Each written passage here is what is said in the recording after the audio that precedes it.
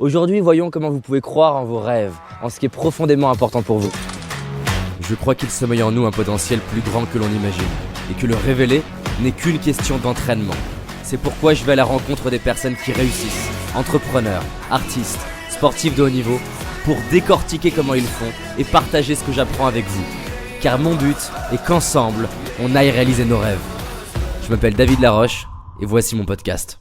Alors qu'est-ce qu'un rêve? Pour moi, un rêve n'est pas un fantasme, quelque chose au loin qu'on ne réalisera jamais. Pour moi, un rêve, c'est profondément quelque chose d'important. Du même ordre que le rêve de Martin Luther King quand il dit « I have a dream ». Pour moi, un rêve n'est pas un fantasme qu'on met au loin, qu'on ne réalisera jamais. Un rêve, c'est quelque chose d'important pour moi, en accord avec mes valeurs, en accord avec mon cœur, par rapport à un service, une performance que j'ai envie de réaliser dans ma vie. La première clé pour pouvoir croire en ses rêves, c'est de faire la distinction entre les fantasmes et les vrais désirs. C'est difficile finalement de se convaincre qu'on va réaliser quelque chose qui est de l'ordre du fantasme. Qu'est-ce que j'appelle un fantasme? C'est finalement une attente exagérée par rapport à la vie dans quelque chose qui ne me correspond pas vraiment. Par exemple, pour moi, je pourrais dire qu'avoir une Ferrari, c'est un fantasme. Alors que par exemple, le fait de créer une vidéo qui fait 1 million de vues et qui inspire des millions de personnes à croire en leurs rêves, c'est un rêve. Je pense qu'on peut réaliser des fantasmes. Mais simplement, je pense que les chances de réaliser un fantasme sont très faibles vu que ce n'est pas important pour nous. Donc faisons la distinction entre ce qui est vraiment important pour vous et ce qui l'est peu. Concentrons-nous dans les projets profondément importants. C'était la première clé. La deuxième clé, c'est que vous n'êtes pas sûr que c'est impossible. À chaque fois que j'ai quelqu'un qui me dit « oui, mais non, je ne vais pas y arriver », je lui dis « est-ce que tu es à 100% sûr que c'est impossible ?» Et la réalité, c'est qu'on n'est jamais 100% sûr que c'est impossible.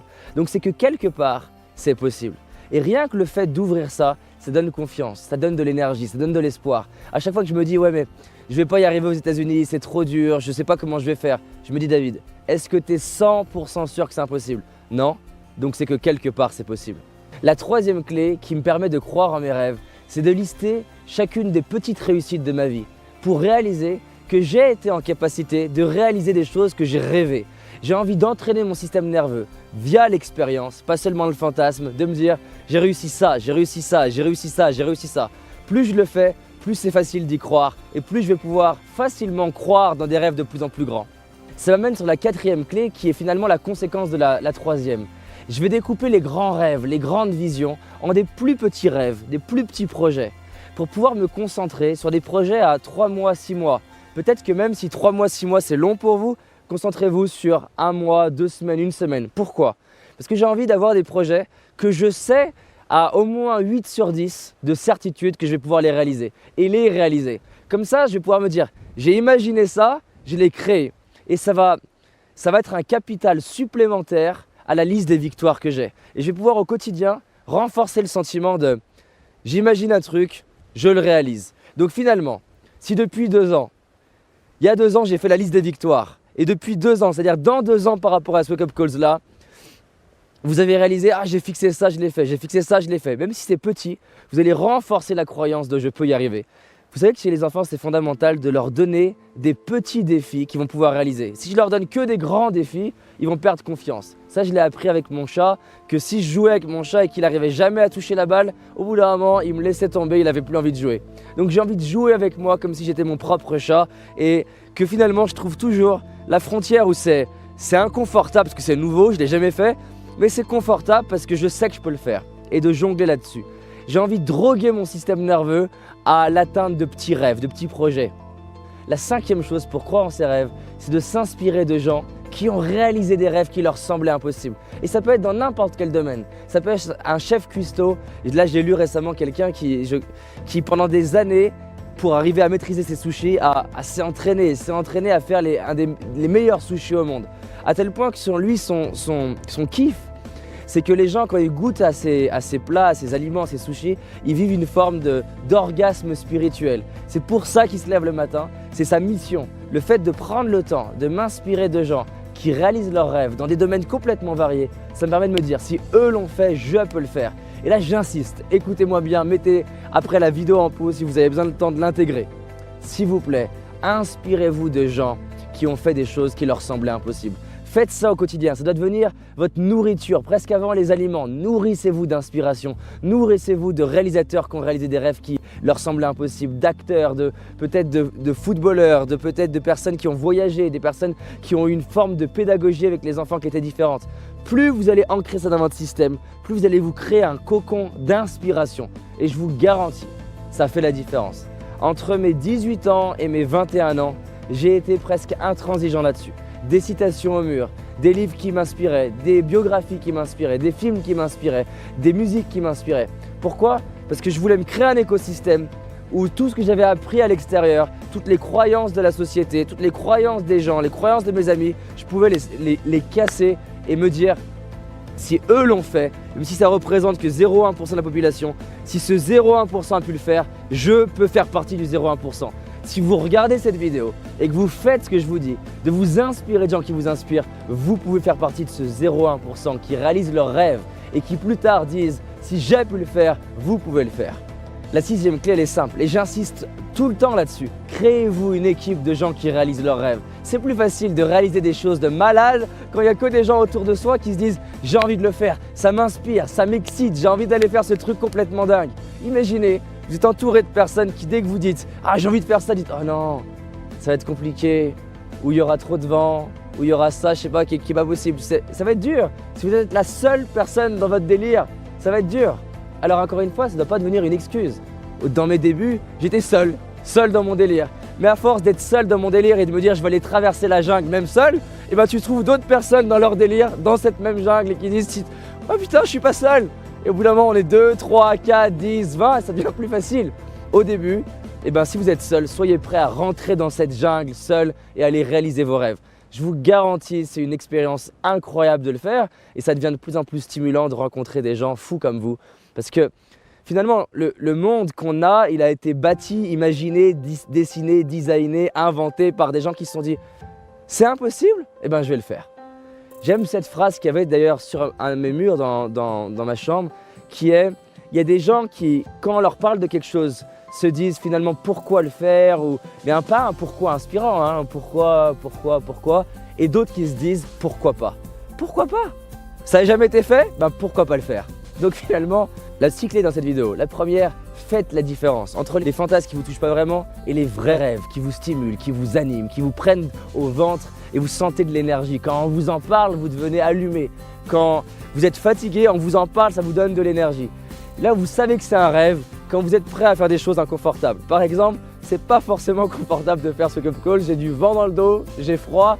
Mais la raison pour laquelle on est là, c'est parce qu'il y a forcément quelque chose qui nous inspire. Sinon, on se dirait, mais pourquoi faire ça? Autant rester sur son canapé et regarder d'autres personnes réaliser leurs rêves. Donc on a le choix, soit d'être sur le canapé en train de regarder les autres réaliser leurs rêves, ou se dire, je vais aller réaliser mes rêves, je vais aller faire ce chemin parfois inconfortable, parfois difficile, mais qui est tellement nourrissant et qui est inspirant et qui permet aux autres de se dire, allez, je vais le faire aussi. La deuxième chose qu'on avait vue, c'est qu'on n'est pas sûr que c'est impossible. On n'est jamais sûr que c'est impossible. C'est pour ça que j'aime dire, je ne sais pas ce qui est possible ou non. Alors vu que je ne sais pas, autant agir comme si tout est possible. Non pas que je suis en train de me dire que tout est possible, mais je me dis juste que c'est un peu possible. Et dès lors que c'est un peu possible, eh ben j'ai envie de le tenter. J'adore Elon Musk qui dit, peut-être qu'on peut aller vivre sur Mars, peut-être pas, mais tant que c'est possible, on y va, on fonce. Et c'est ça qui donne de l'énergie aux hommes et aux femmes de ce monde, c'est d'être connecté à un rêve qui les stimule. La troisième chose qu'on a vue, c'est créez-vous une bibliothèque de réussite. Listez les victoires, les petites victoires du quotidien. Je veux que vous vous entraîniez à réussir. Je veux que vous entraîniez, que vous vous programmiez en réalisant « je suis une machine à réussir depuis mon enfance ». Et ça, c'est un facteur numéro 1 aux gens qui réalisent leurs rêves. Ils se sont persuadés eux-mêmes que ce sont des gens nés pour réaliser leurs rêves. Au final, pas plus que les autres. C'est juste qu'ils y croient. Ils y croient plus que les autres dans leur délire. Et donc, listez-moi ces victoires. La quatrième chose, découpez le grand rêve complètement dingue de faire des trucs de fou en petits projets. Moi, j'aimerais faire des vidéos avec un hélico. Bon, pour l'instant, c'est pas dans nos budgets. Et on rajoute des caméras, on teste des trucs différents. Donc ça, c'est accessible. Donc, j'ai un projet qui est accessible, je vais au bout. Ça renforce mon estime de moi, ma confiance et je me dis, prochain pas, on va rajouter ça. Et peut-être progressivement qu'on fera des wake-up calls dans l'espace. C'est possible. Et ça m'inspire. La cinquième chose, c'est inspirez-vous de gens qui réalisent l'impossible. Je vous ai parlé d'Elon Musk, mais il y en a plein qui réalisent des choses impossibles. Et les gens disent 10 ans après que c'est la norme. Et après, il y a d'autres personnes qui disent « il m'inspire, je vais réaliser ce truc-là impossible ». Les gens disent « mais arrête, c'est pas possible ». Mais en fait, à chaque fois, comme dit Gandhi, t'es d'abord ignoré, puis t'es rejeté pour ton idée, puis t'es accepté, puis t'es admiré. C'est un cycle normal. Moi, j'ai envie de faire partie des personnes qui rêvent, qui croient en leurs rêves et qui foncent vers leurs rêves. La 6e clé, créez-vous une équipe de rêve, une équipe de gens qui vous inspirent. Il y a un film qui m'a mis les larmes aux yeux, il y a peut-être, je l'ai peut-être vu il y a 8 ans. Je ne savais même pas que je deviendrais entrepreneur et je ne savais même pas que je deviendrais conférencier. Et ça s'appelle Aviator. Et là, il y a Leonardo DiCaprio dans le film et il dit « je veux les meilleurs de la planète, je veux le meilleur météorologue, je veux le meilleur ça. » Et ça m'a inspiré, je me suis dit « putain, le mec, il veut réaliser des grandes choses, mais il a compris qu'on ne réalise rien de grand en étant la seule personne grande. » Et j'aime cette idée que si tu es la personne la plus intelligente de la pièce, tu as un problème. Inspirez-vous de gens qui font des choses qui vous surprennent et qui sont même des fois meilleurs que vous. Mais soyez prêts à traverser le chemin seul d'abord. Donc, croire en ses rêves n'a pas pour but même de le réaliser. Croyez en vos rêves juste parce que vos rêves vous rendent vivant et qu'à la fin de votre vie, vous ferez partie des 5% des gens qui disent « j'ai au moins essayé, je suis fier de moi. J'ai peut-être pas réussi, mais j'y ai cru. » Et en le faisant, il y a peut-être quelqu'un qui lui va réussir en s'inspirant de vous. Il y a peut-être quelqu'un qui même après votre mort dira à vos enfants, à vos petits-enfants « ton grand-père, ta grand-mère, elle m'a inspiré. » Et je me suis dit en le voyant, que moi aussi je pouvais réaliser mes rêves. Peut-être qu'on va mourir sans savoir l'impact qu'on a eu. Et je vais vous laisser finir sur cette phrase de Gladiator, « nos actes résonnent dans l'éternité ». Alors laissez un petit impact, un petit ricochet qui peut avoir un impact dans le monde en croyant en vos rêves. Vous pouvez le faire. Lâchez-moi toutes ces excuses pourries et foncez vers vos rêves. Merci à vous. J'espère que tu as aimé ce podcast. Si c'est le cas, abonne-toi pour que je puisse te partager d'autres stratégies pour réussir tes rêves et tes projets.